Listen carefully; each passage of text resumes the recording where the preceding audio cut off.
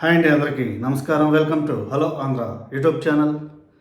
గత వారం రోజుల నుంచి మీడియాలో రామ్ గోపాల్ వర్మ అరెస్ట్ మీదే చర్చ అంతా నడుస్తూ ఉంది.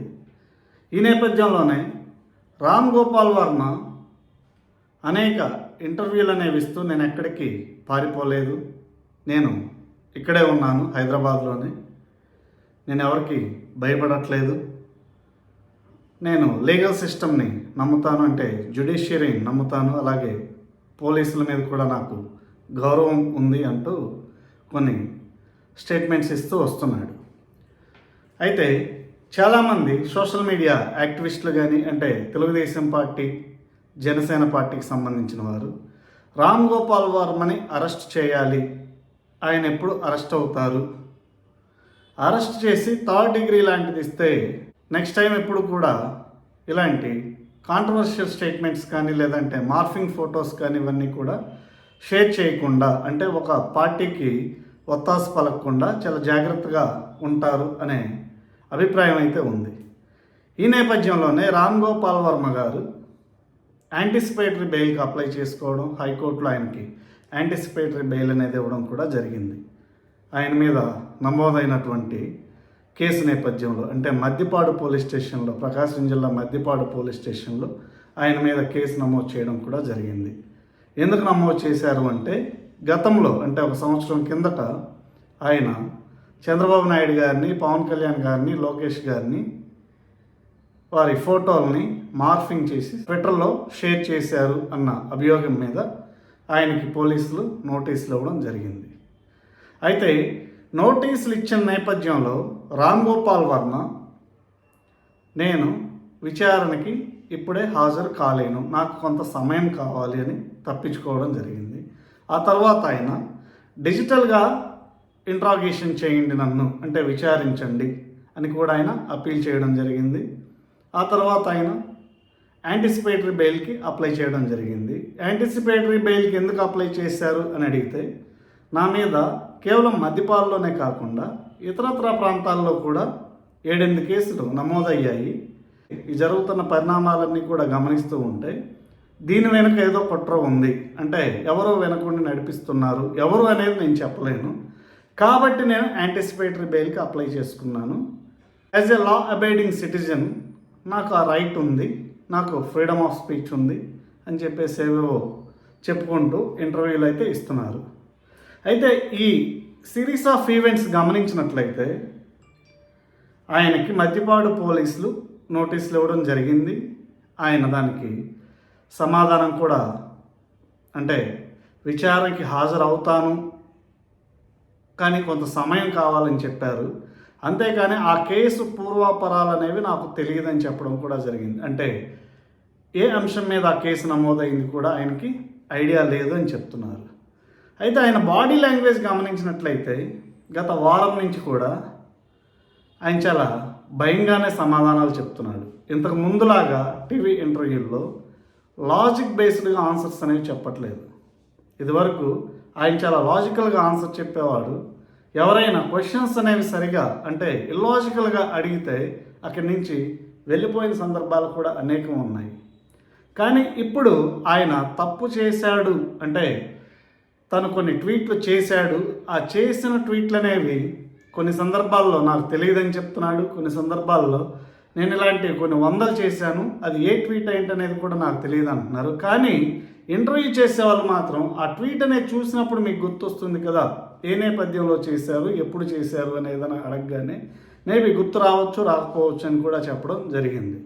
ఇవన్నీ పరిశీలిస్తే ఆయన బాడీ లాంగ్వేజ్ కానీ గమనించినట్లయితే ఆయన ఖచ్చితంగా ఇన్బిల్ట్ ఆఫ్ ఫియర్ అనేది ఉంది. ఆ ఫియర్ ఏంటంటే పోలీస్ వాళ్ళు తనని అరెస్ట్ చేసి థర్డ్ డిగ్రీ ప్రయోగించే అవకాశం ఉంది, అంటే పర్సిక్యూట్ చేసే అవకాశం ఉంది అన్న అనుమానంతోనే ఆయన యాంటిసిపేటరీ బెయిల్ అనేది అప్లై చేయడం జరిగింది. అంతేకాకుండా ఇది చాలా చిన్న కేసు అని చెప్తూనే మరి ఈ చిన్న కేసుకి ఎందుకు ఇంతలా భయపడుతున్నాడు, యాంటిసిపేటరీ బెయిల్కి ఎందుకు అప్లై చేశాడు, వర్చువల్గా నేను అటెండ్ అవుతానని ఎందుకు చెబుతున్నాడు ఇంట్రాగేషన్కి, అంటే డైరెక్ట్గా వెళ్ళేందుకు ఆన్సర్ చెప్పలేకపోతున్నాడు.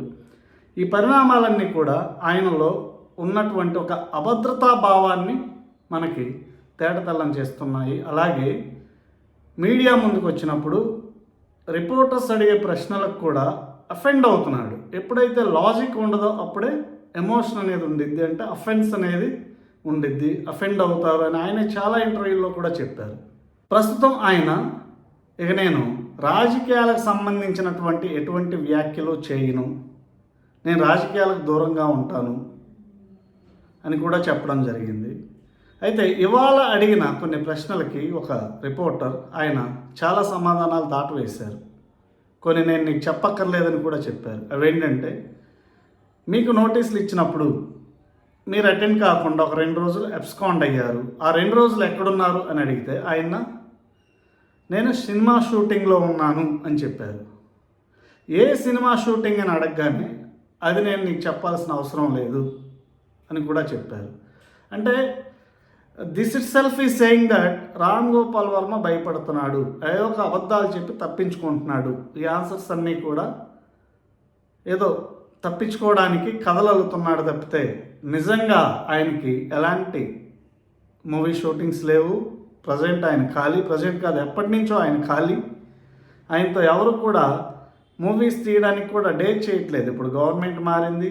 గత ప్రభుత్వంలో ఉన్నటువంటి కొందరు పెద్దలు ఆయన్ని ఉసిగొల్పి ఆయనకి ఆశ చూపించి సినిమాలు తీయించారు. ఆయనకి ఏ దారి లేదు కాబట్టి ఇలాంటి మూవీస్ మీద ఆధారపడి ఏదో కొంత ఆయన మెయింటెనెన్స్ కోసం డబ్బులు కావాలి కాబట్టి తీశారు. కానీ ప్రస్తుతం ఆ పరిస్థితులు అయితే లేవని చెప్పుకోవాలి. కాబట్టి రామ్ గోపాల్ వర్మ ఇప్పటికైనా తన తప్పులు తెలుసుకొని రాజకీయాలకి దూరంగా ఉండడం చాలా మంచిది. ఉండొచ్చు, రాజకీయాలు మాట్లాడవచ్చు, కానీ ఒక వర్గాన్ని సపోర్ట్ చేస్తూ ఇంకొక వర్గాన్ని కించపరుస్తూ మాట్లాడడం అనేది చాలా తప్పు. ఈ విధంగా ఒకరిని ట్రోల్ చేయడం అనేది చాలా కుసంస్కారం. అది ఎప్పటి నుంచో చేస్తూ ఉన్నాడు, కానీ ఇవాళకి ఆయనకి జ్ఞానోదయం అయిందనే చెప్పుకోవాలి.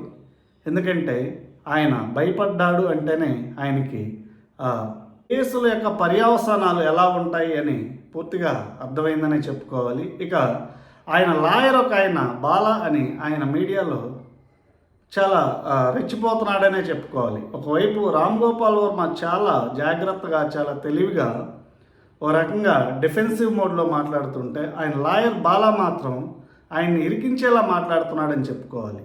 ఆయన్ని చాలా ట్రబుల్స్లోకి నెడుతున్నాడని చెప్పుకోవాలి. తన మిడిమిడి జ్ఞానంతో ఆయన అంత సీనియర్ లాయర్ కూడా కాదు, తను మాట్లాడేవేవి కూడా లాజికల్గా లేవు, లేకపోగా అవతల వారిని రెచ్చగొట్టే విధంగా ఉన్నాయని చెప్పుకోవాలి. ఇలాంటి లాయర్లను పెట్టుకుంటే రామ్ గోపాల్ వర్మ ఇంకా చిక్కుల్లోకి వెళ్ళే అవకాశం ఉందనే చెప్పుకోవాలి. లాయర్ కన్నా రామ్ గోపాల్ వర్మ చాలా డిఫెన్సివ్ మోడ్లో తన ఆర్గ్యుమెంట్ అనేది వినిపిస్తున్నాడని చెప్పుకోవాలి.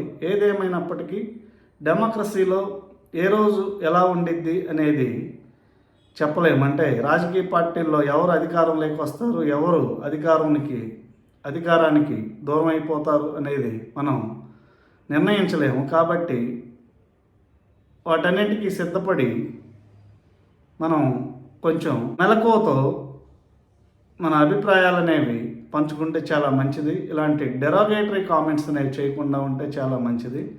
రామ్ గోపాల్ వర్మ ఇంతటితో అయినా మారతాడని ఆశిద్దాం. మీకు ఈ విషయం మీద ఏవైనా సందేహాలు ఉంటే కామెంట్స్ రూపంలో తెలియజేయండి. Thank you.